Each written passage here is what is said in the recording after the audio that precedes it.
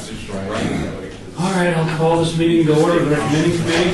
I'm sure we can like to day off. All right, we all read the first item. Agenda item 3 is bill number 201616. Are we doing public comment at these meetings, Al? At the end? Okay. Bill number 2016-16, possible action, changes the name of the Department of Detention and Enforcement to the Department of Public Safety, sponsored by Councilman Stavros Anthony. Staff? Anybody? Chief? Just make stuff up. That's what we do. Well, I'm here to answer any questions you have. Tim Shatler, Deputy Chief, City of Las Vegas Department. What is the nature of the change, sir? So we'd be changing our name from the Department of Detention and Enforcement to the Department of Public Safety. And we feel that it better represents all that we do with animal control, detention services, and our marshals. Our name has been confusing for as long as I've been with the department. People wonder what we do, and so this is just kind of correcting that. It's something that our staff has talked about for years and years and years. So, question. Yes, sir. How long has the name been Detention and Enforcement? 20-some years. I'm not sure exactly. There was a name before the Department of Detention and Enforcement. I can't remember what it was, unless you know, Chief. It was maybe Department of Correctional Services or something, but there was a name before this, but it's been 20, as long as I've been here, 22 years, as long as Chief's been here, almost 25 years. So it took Councilman Anthony Stavros to get elected to come and sponsor a bill to get the name changed. Well, it's just something that we've dealt with for this many years. I'm saying 20 years up until you became elected in order for you to sponsor the bill for the name change. Mr. Chairman. So kudos to Councilman Anthony. Yes, agreed. If I may, we probably goes back to the days when we actually had our own police department. Yeah. So when we consolidated with Metro, we probably There was- the detention function and then the marshal function. That's what I was thinking. Got it. So it's been a long time. Okay, does anyone wish to be heard on this item? Mr. Hawkins? Yeah, like Val's like knows. He never says anything. He makes me with that. Bob Nolan, for the record, Bob Nolan is that So department. you're not Bob Nolan. For the record, your name, sir. Frank Hawkins. Right, Val? That's still completely over there. And just for the record, that Thank is you, Councilman. former Councilman Frank Hawkins, ladies and gentlemen, for the record. All right, no one else want to talk on this item? Is there a motion? Move for approval. Motion for approval, all in favor say aye. Aye. Aye. Motion will be heard at the April 6th, the bill will be heard at the April 6th, 2016 meeting. Thank you. Thank you, Chief, appreciate your time.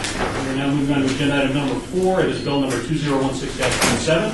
Amends the Unified Development Code to authorize under certain circumstances the early submittal of improvement plans in relation to the final approval of required traffic or drainage studies. Proposed by Christopher Knight, the Director of Building and Safety, and please. Good morning. Michael Cunningham, Building and Safety Manager for the City of Las Vegas. The amendment that we're proposing, when I first started, Chris had talked to me about trying to streamline our process and look at different ways to help out the customers and developers. So we came up with this at-risk submittal. What it'll allow is developers to submit for their permit prior to their technical studies being approved. That's the drainage or the traffic study. This will help speedline their process by getting concurrent reviews, so it'll help save them a few weeks on their permitting process. There are a few requirements in the amendment that they'll have to meet in order to apply for an at-risk submittal. One, it can't be in the Hillside Overlay District, can't be within a special flood hazard area, cannot be more than 20 gross acres, and then they have to have their tentative map or any entitlement approvals prior to submitting.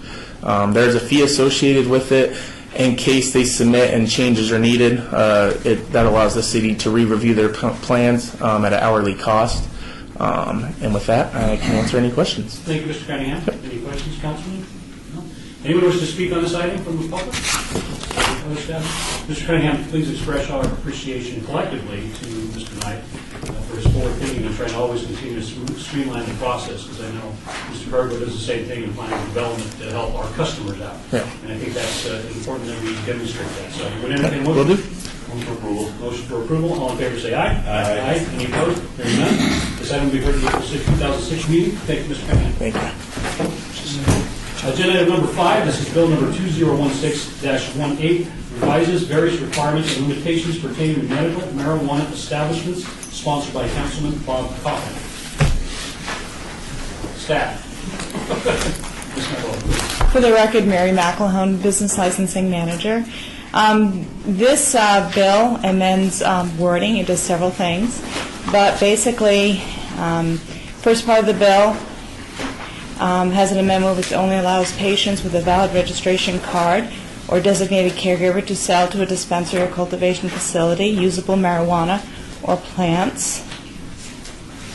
Another section of the bill takes the $250,000 bond requirement and moves it to a different section, and also adds verbiage that says, or an amount required pursuant to Las Vegas Municipal Code 6.95.090, and allows such lesser amount as the city may deem appropriate. It also removes the requirement of the $50,000 bond altogether. We've also changed some of the liability insurance to better match the different types of establishments.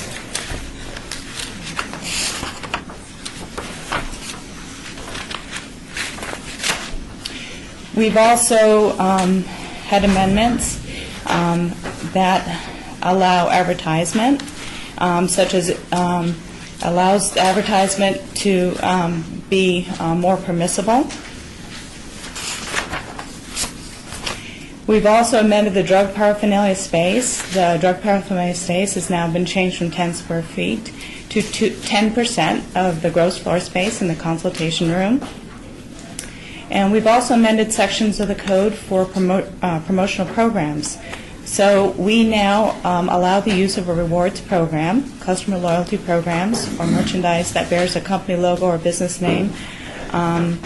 And we added the word, unless it's incidental to the identification or promotion of the dispensary business.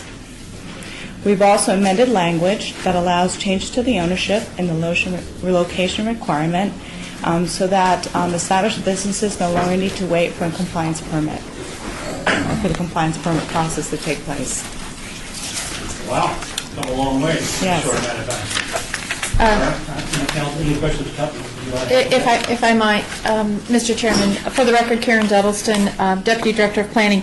One of the tasks that we were given was to meet with the other entities and to try to bring our rules and regulations into compliance with them. And we did spend a lot of time on the paraphernalia, on the space, on those bonding requirements and everything with the other jurisdictions. And the advertising, the billboards in particular, this is the exact language or very close to it that is in Clark County, so we should be on parity with those other organizations.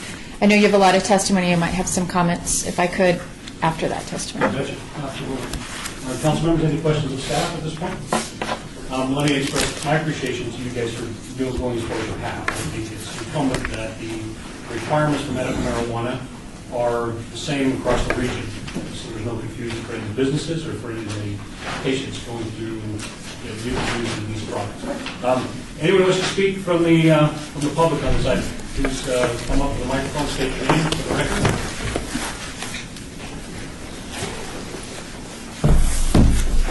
Good morning, Council. My name is Frank Hawkins. I represent Nevada Wellness Center, 3200 South Valley View. I as well appreciate we have a dispensary, the changes that have been made, and staff has worked throughout the medical marijuana business to try to bring parity.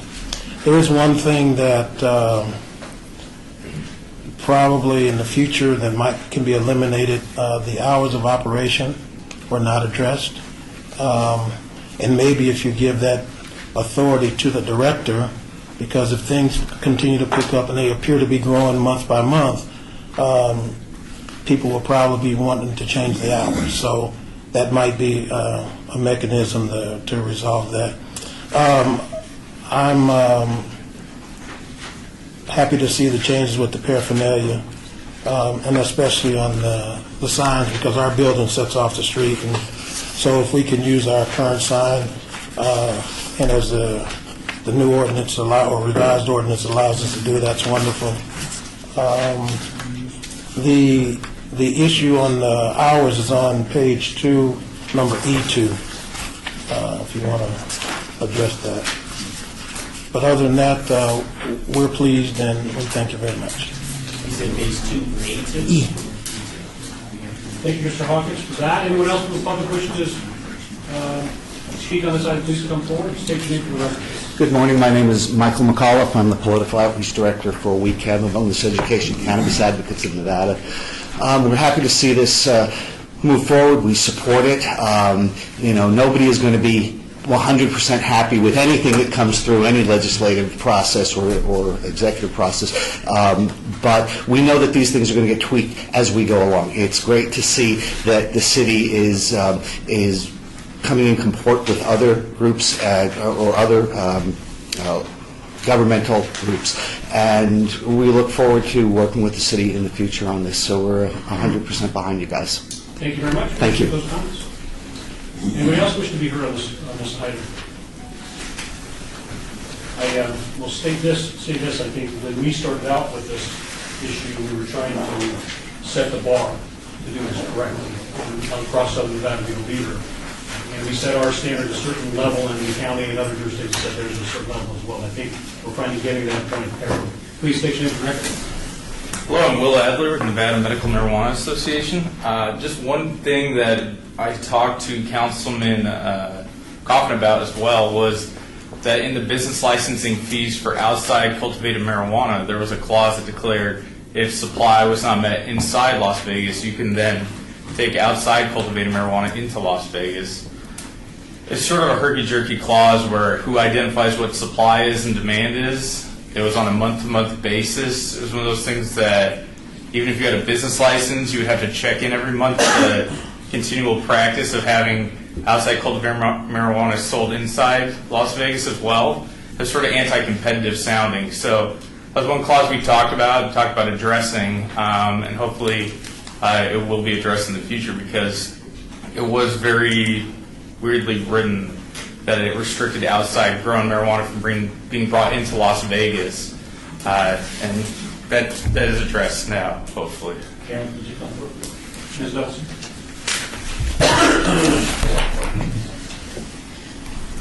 There is for the record, Karen Duddleston, there is a clause in our medical marijuana that mirrors the clause in Clark County's regulations. Is it here?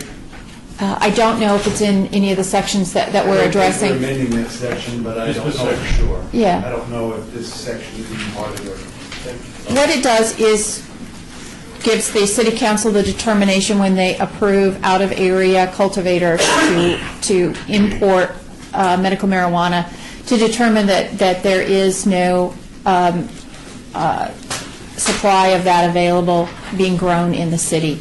And it is also for outside of the county. And I believe it's not just particular to the city, it's outside of the county to try to, that was originally put in there to try to encourage our own cultivators, our own local business, those sorts of things. It is in there. It has not been an issue so far. We have, I think, 10 out-of-area cultivators that have been approved, or are in the 6? 6 out of area. 6 out of area that have already been approved by the city council, so it hasn't been a hindrance at this point in We're time. approving those one at a time, correct? Correct. As they come in and make applications? Yes. Okay. So sorry, I hope that answered your question. On that. I would say this, as a general statement, I fully anticipate Councilman Coffin may be amending this when it comes to city council. So if any of you are here today for this item, please plan on being at that city council meeting April 6th when this bill will be heard. So we can get your comments and thoughts as well on the record there, so Councilman Coffin can hear us since he's not here tonight. Thank you very much. Anyone else want to be here on this item? Hearing none, I would entertain, yes, Ms. Nelson.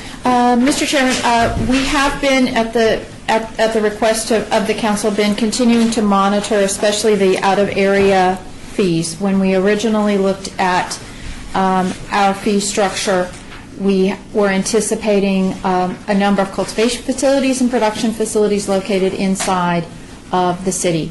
When that final list came out from the state, there simply were not those moving forward. So we are an entity that is going to see the majority of our product come in from outside of the city. Also, we found that production is not being developed as a standalone business. It is being developed in conjunction with a cultivation facility. They're actually inside those cultivation facilities.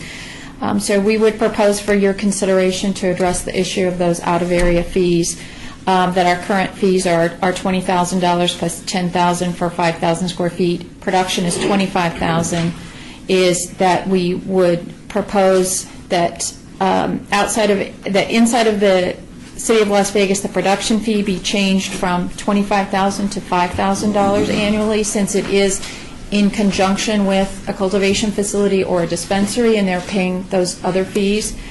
And then outside of area fees, in order to accommodate those production facilities that want to ship one type of item, so they may just be supplying gum, or they may just be supplying one type of candy that's coming from that facility, or one strain of marijuana, that outside of area cultivation fees be 1% semi-annually or $5,000, whichever is greater.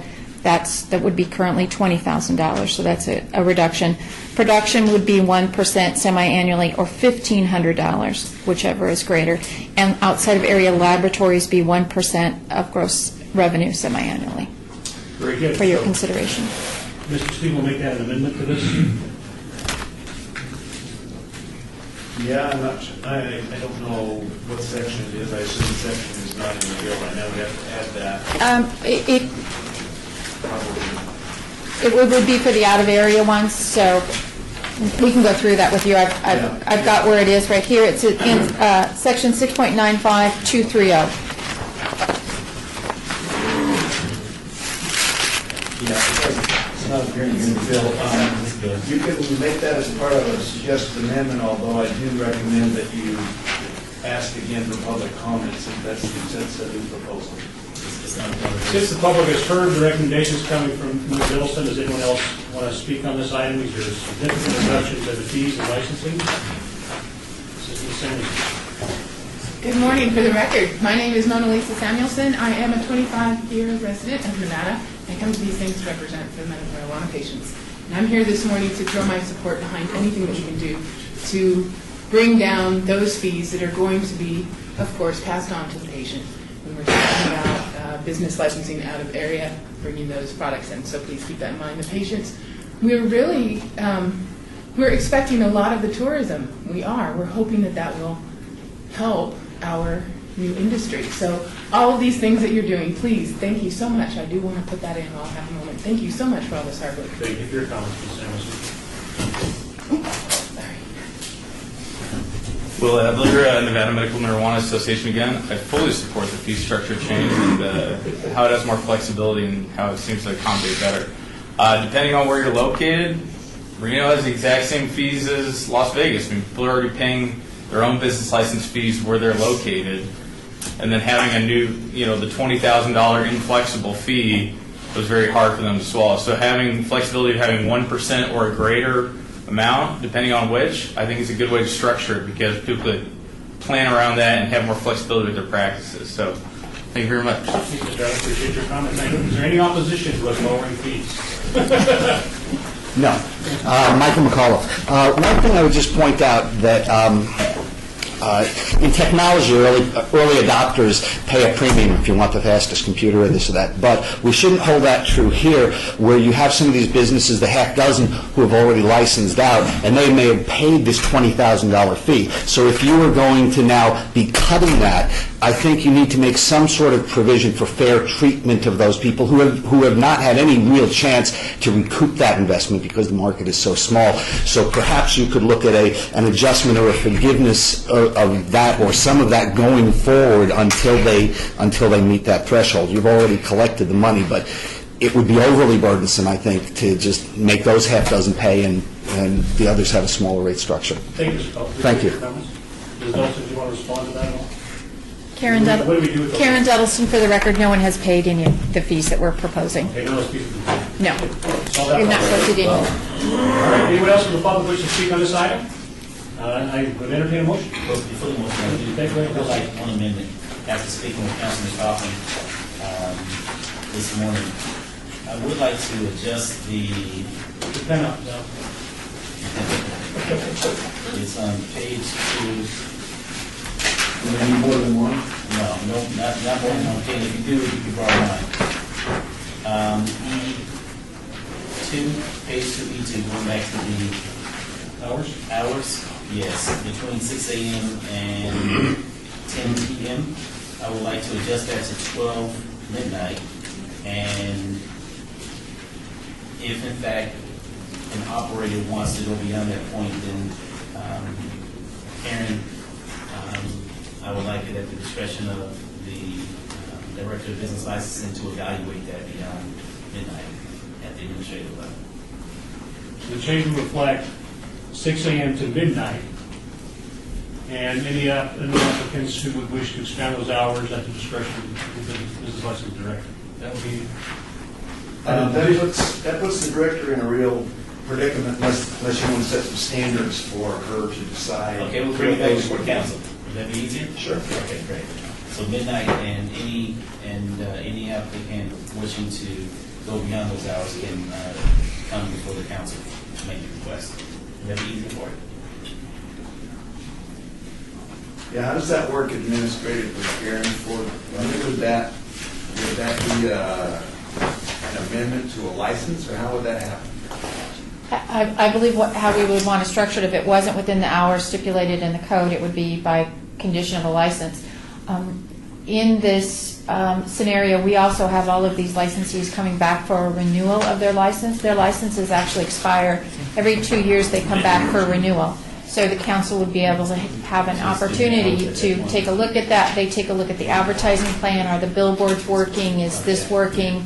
It gives the council an opportunity to make sure that these businesses are indeed operating in the manner in which they have Okay, so we'll still said keep they it at would the be. council level. We'll extend it to midnight, 6 a.m. to 12 midnight.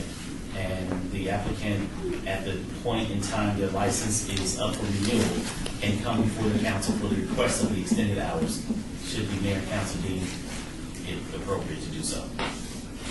That'll be my motion. There's a motion, Val, we're going to call that amended to make this motion.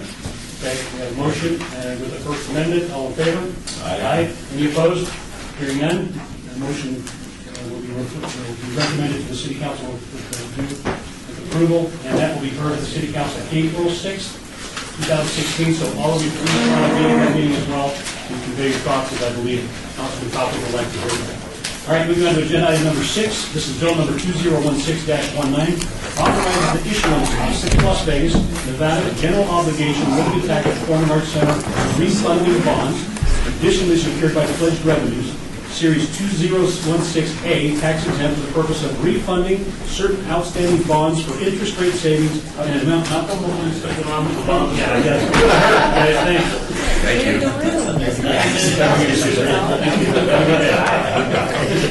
Beautiful soup, by the way. Thank you very much. I'll put it on for you guys. I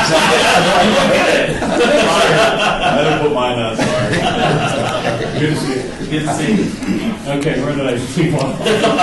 Starting over. I'm Vanetta Alpiar, Director of Finance. We're here today to ask for you to authorize the issuance of general obligation bonds for the purpose of refinancing the Performing Arts Center bonds that were originally issued in 2009. This financing does not extend the life. It's over the remaining life of the bonds. It's totally for savings. The car rental tax secures the bonds, so it's pledged with those revenues. It will provide 21.8% present value savings to us with this refinancing. That's quite significant. Thank you. Anyone from the public wishing to be heard of this item? Now that hurts. All right. Any questions, Councilman? Okay. There's a motion to approve. All in favor, say aye. Aye. Any opposed, say no. Motion passes. This bill will be heard. And bill number 2016-19 will be heard at the March 16, 2016 meeting. Moving on to agenda item number 7. This is bill 2016-20, authorizing the issuance of City of Las Vegas Nevada general obligation limited tax various purpose refunding bonds, additionally secured by pledge of revenue series 2016B, tax exempt for the purpose of refunding certain outstanding bonds for interest rate savings in an amount not to exceed $48 million, proposed by Vanetta Alpiar, Director of Finance. And I never thought those words would ever come out of my mouth. Vanetta Appleyard, Director of Finance. Again, these are bonds we're requesting you to authorize for the refinancing of original bonds that were issued in 2006. They were used to build various recreational projects. They're secured by consolidated tax. With this refinancing, again, it's over the remaining life of the initial bonds, and it will provide a 24.3%, our current estimates are 24.3% present value savings. Thank you very much. Councilman, any questions? Anyone from the public wishing to be heard? Hearing none, there's a motion to approve. All in favor, aye? Aye. Any opposed? Motion will be sent to the City Council. The item will be heard on March 16, 2016. Full City Council. We're moving on to agenda item number 8. This is bill number 2016-21, authorizes the issue to the City of Las Vegas without a general obligation limited tax sewer bonds additionally secured by pledged revenues, series 2016C, for the purpose of refunding certain outstanding bonds for interest rate savings in an amount not to exceed $18 million proposed by Vanetta Appleyard, Director of Finance. Ms. Appleyard, please. These are refinancing bonds. They are GO bonds that will be secured by the revenues of the Sanitation Enterprise Fund, and these were issued originally in 2006. They were 15-year bonds. The refinancing is over the same term, and it will provide 10.7% present value savings to the Sanitation Enterprise Fund. Wonderful. Any questions, Councilman, Ms. Appleyard? Anyone from the public wish to speak? Hearing none, there's a motion to approve. All in favor, aye? Aye. Any opposed? Hearing none, motion passes. And will be sent to the City Council, full City Council, March 16, 2016, for a hearing there.